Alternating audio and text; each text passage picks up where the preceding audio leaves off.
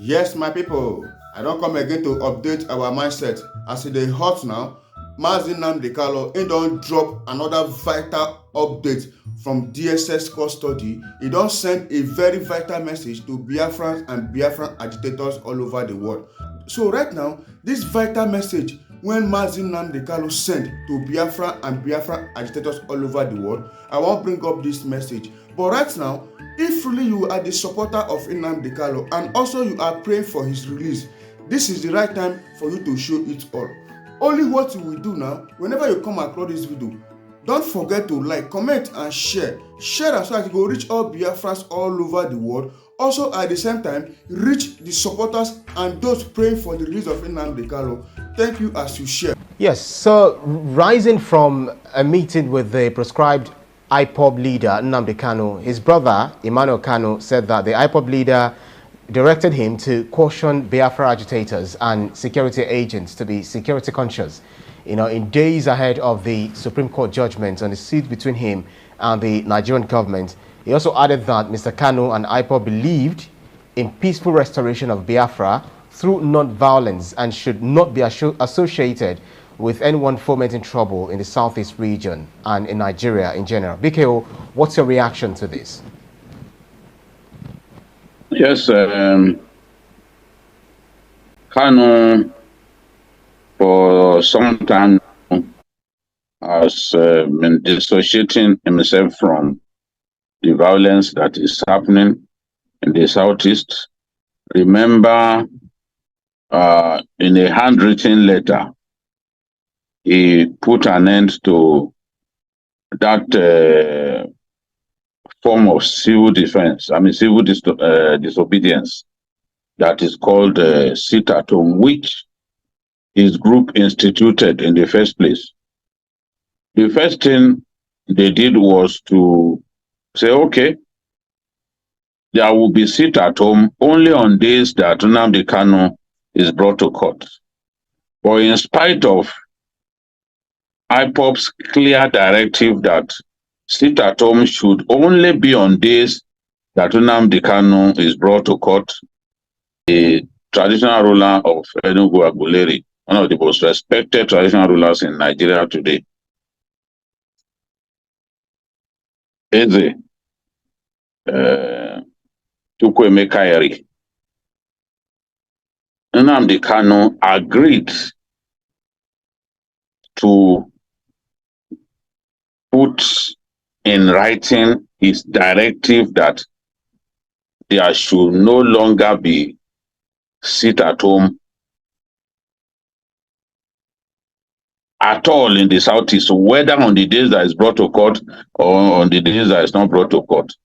Sit at home on Mondays, he cancelled in his writing, in his own handwriting, so that there will be no ambiguity as to whether Nnamdi Kanu still wants sit at home in any guise. So in that meeting attended by the respected Eze Chukwuemeka and others was the first sign that Nnamdi Kanu does not want violence. He's not happy that his people are being killed. These are people that he fights for. It will bring him no joy to see people killing them in the guise of sit at home. So he said no more sit at home in the southeast. Now, to follow this up, he suspects that as we move closer and closer action, he has to be brought to court for his extradition to be subjected to the dictates of the law.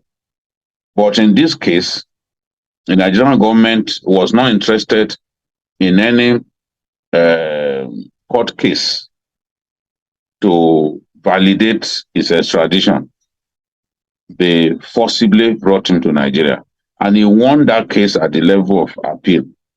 Now the matter is at the Supreme Court, and his suspicion is that in the days leading to the September 15 judgment, there could be a spike in violent activities with some people purporting to commit violence in his name. And he said, look, this is the time for us to be vigilant. Let's not play into the hands of people who would want to use the fact of my matter being before the courts or approaching a judgment to escalate violence in the Southeast. So he doesn't want that.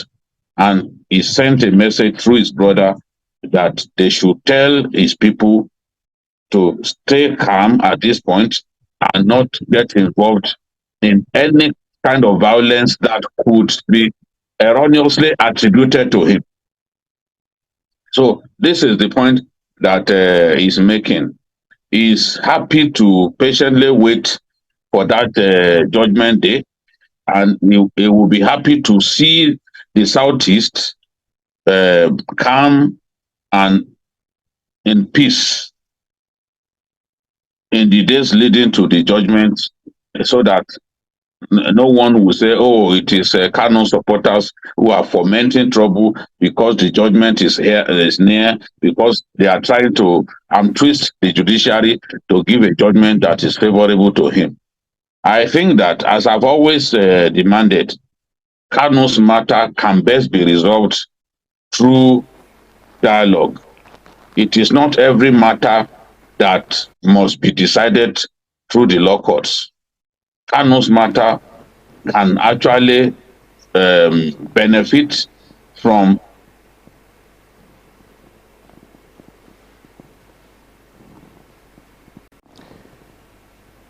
Right, BKO.